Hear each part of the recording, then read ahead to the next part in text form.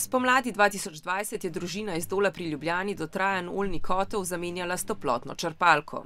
Ekološko bo, mirni bomo in tako naprej, smo se odločili, da gremo pač na to ogrevanje. Črpalko za ogrevanje hiše in sanitarne vode so kupili pri Petrolu. Pred vgradnjo sta jih obiskala njihov komercialist in izvajalec del.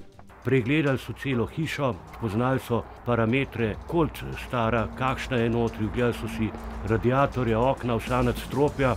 Bili so na podstrešju, tako da so tudi videli, da ni bila izolirana gor na podstrehi, in na podlagi tega vsega so nam izračunali in priporočili to črpalko.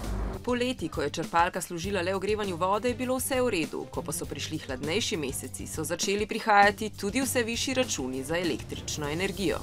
To je bilo nenormalno visoki. Takrat prva je bila okoli 290-300 evrov, no kasneje januar, februar, pa december je bilo pa potem še 300 do 400 evrov na mesec. Tako so za ogrevanje v 4 mesecih odšteli 1200 evrov in to že pred skokovito podražitvijo energentov. Ker oglaševanega prihranka energije in denarja ni bilo, se je družina pri Petrolu pritožila. Poslali so sami svojega strokovnjaka iz Klimateha, si je ogledal, natančno preveril, 1 uro je meril, koliko časa potrebuje, da se zažene dobro in koliko časa počiva, kot se reče.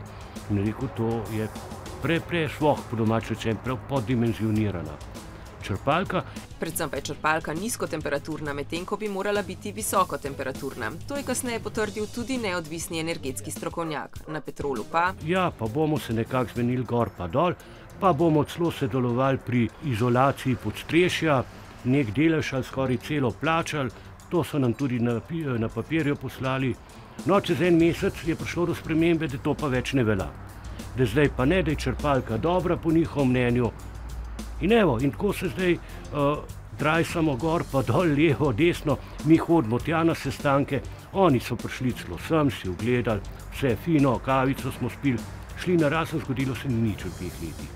Na Petrolu, kjer pred kamero niso želeli, odgovarjajo, da je bila toplotna črpalka dimenzionirana v skladu s pridobljenimi podatki pri ogledu objekta, ki jih je podala stranka in ki jih je nato s podpisom poročila ogleda tudi potrdila, ter da ustreza vsem pogojem, ki jih je stranka navedla ob ogledu. Pa tudi, da so ob reklamaciji opravili dodatne analize in stranki posredovali več možnih rešitev, od toplotne izolacije objekta do prestavitve toplotne črpalke.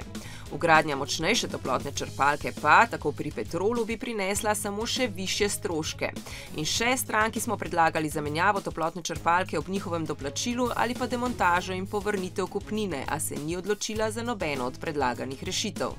Družina je namreč ob zamenjavi kurilne naprave kandidirala za sredstva Ekosklada in jih tudi dobila. Če bi torej prišlo do tega, da bo potrebno to investicijo odstraniti, da bo toplotno črpalko potrebno odstraniti, potem naložba, za katera so bila dodeljena sredstva, ne obstaja več, ne? Je potrebno sredstva vrniti, ne? Še en dodatni strošek za družino Kranjec, torej, ki se je, ker s Petrolom ne najde skupnega jezika, odločila rešitev poiskati po sodni poti.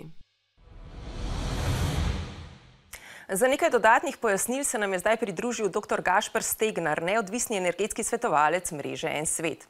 Tudi svetovalci vaše mreže so si ogledali stanje na objektu. Kako komentirate ta primer? Ja, nam je zelo žal, da prihaja do takšnih primerov v praksi in upamo, da v bodoče do tega ne bo več prihajalo. Dejstvo je, da je bila družina proaktivna, ker je želela pač zmanjšati svoje visoke stroške za gretje stavbe. Pri svojem hitrem postopanju pa se je izkazalo, da je bila pri tem tudi zelo verjetno zavedena.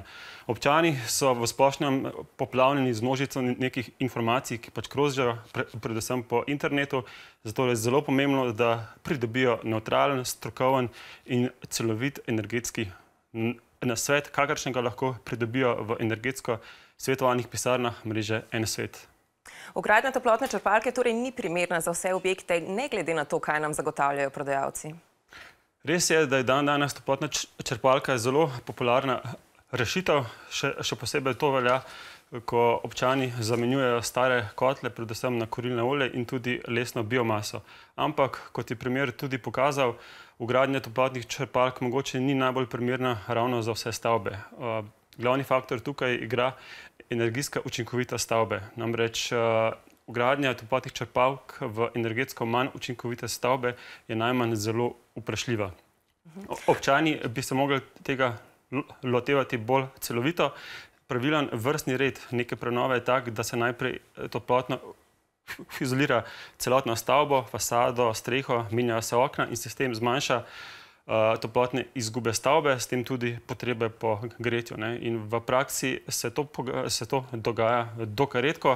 Glavni problem tukaj so visoke investicije, zato se občani zelo pogosto odločijo, da bodo menjali sistem za sistem, pri tem pa tudi pogosto naredijo kakšno napako, ki jo na koncu tudi plačajo sami. Kaj torej svetujete družini, ki je medtem sicer že sama izolirala podstrešje?